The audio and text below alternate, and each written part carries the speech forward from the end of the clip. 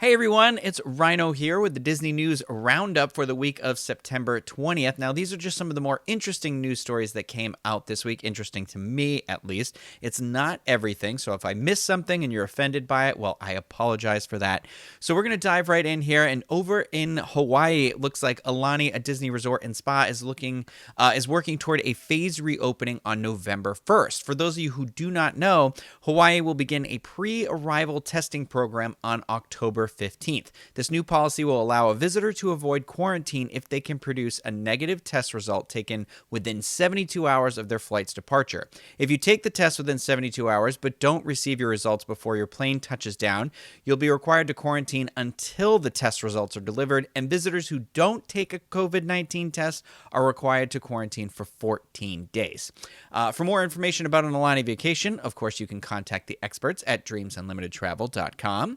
And we're going to talk about Disney Cruise Line really quick, too. And it looks like the Disney Wonder has canceled what would have been a dry dock period in September 2021 and added 4 new sailings out of San Diego, California. The new 2-night Baja cruises, which visit Ensenada, will depart September 17th and the 24th. The new 5-night Baja cruises, which stop in Ensenada and Cabo San Lucas, will depart September 19th and the 26th. In addition to the new cruises, the Wonder's 4-night California Coast repositioning cruise has been rescheduled from September 27th to September 13th. For more information on Disney Cruise Line, you can contact the experts at Dreams Unlimited Travel. Have you heard of Dreams Unlimited Travel? Have you heard of it? Now, there was a rumor that was floating around online this week that we might have gotten a Disneyland reopening date soon, but that does not seem to be the case. So the Anaheim Chamber of Commerce, along with the Reopen OC Now Coalition, did release a commercial aimed directly at California Governor Gavin Newsom, asking him to reopen the state's theme parks, including the Disneyland Resort.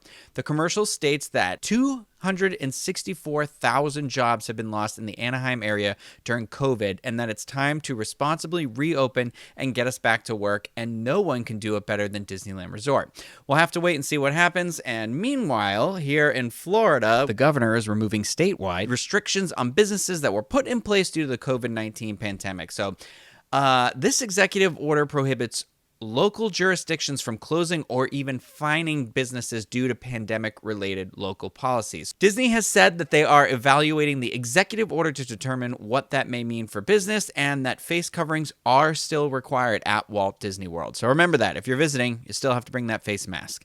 One last thing at Disneyland, though, before we move over completely to Disney World, is that if you're out in California and you happen to be visiting that downtown Disney area, Southern California artist Nicholas Smith has created a tribute to the life of Black Panther star Chadwick Boseman. The piece is called King Chad and is now on display at the former ESPN Zone building, and it looks great. It looks awesome. I hope to someday soon be able to see it with my own eyes. So check that out if you're down in that area. Now, here at Walt Disney World, you may have heard that the Polynesian isn't opening until the summer of 2021, and she's going to be getting a little bit of a facelift in the process. Well, Disney Imagineer Zach Ridley has shared an image and details that give a bit more of an idea of what guests can expect when this resort finally reopens. Ridley says they were inspired by the iconic mid-20th century architecture that the Polynesian is famous for. The colors, patterns, and textures found throughout the resort are reflected in the design of the new porte-cochere, with a high-pitched open truss roof covered in a thatch style and a bold facade that complements the longhouses. The monorail station will be transformed with bold new wooden screens covered with geometric patterns in bright tropical colors. Additionally, Disney has said that the enhancements will also be made to the lush gardens and fountains that have welcomed guests to the resort since opening day. If you are looking to do some online shopping, Walt Disney World Resort annual pass holders can once again receive 30% off on select purchases only at Shop Disney's website. Pass holders can use the promotional code AP30OFF at checkout, and the offer is good on in-stock parks merchandise. The promotion is running through October 11th. And speaking of annual pass holders, Disney has said that they are going to start adding 30-day extensions to Premier passports that are on the verge of expiration, which is fantastic because mine's about to expire. Extensions will continue on a monthly basis until a theme park reopening date has been identified for Disneyland Resort, and at that time, a final extension will be applied to all Premier passports based on the theme park closure period. Now, before we finish, I do have two more stories, and these are going to be about Universal Studios. So last weekend, Universal Orlando ran its Halloween seasonal experience testing with 2 daytime haunted houses at Universal Studios Florida, themed food and drinks, and trick-or-treating for kids at Universal's Islands of Adventure.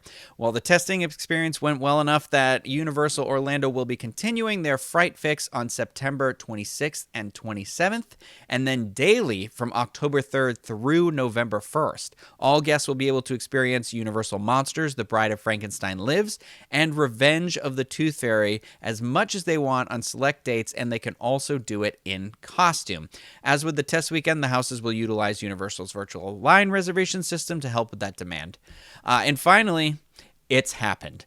Universal's official website has finally confirmed that there is a roller coaster being constructed at Islands of Adventure, and it will be the Jurassic World VelociCoaster that is set to open in summer of 2021. This is Universal's worst kept secret because this has to be built right there in the middle of the open. So the joke has been that this coaster looks like it is almost completely completed before they even said anything. So I'm actually kind of shocked that it's not going to be open sooner from the rate of the construction, but I am super excited about it nonetheless. It looks really cool, and I love Jurassic Park, so I can't wait for a new experience over at Universal. But those are just some of the more interesting news stories of the week, at least, like I said, interesting to me. So if you did enjoy this video, I'd love it if you'd hit that thumbs up button and subscribe to the channel. And when you are planning your next theme park destination vacation, consider using the experts at Dreams Unlimited Travel. It will cost you nothing extra on your vacation, and it supports the show. So thank you very much for that. Thank you everyone for watching. I hope you all have a great week.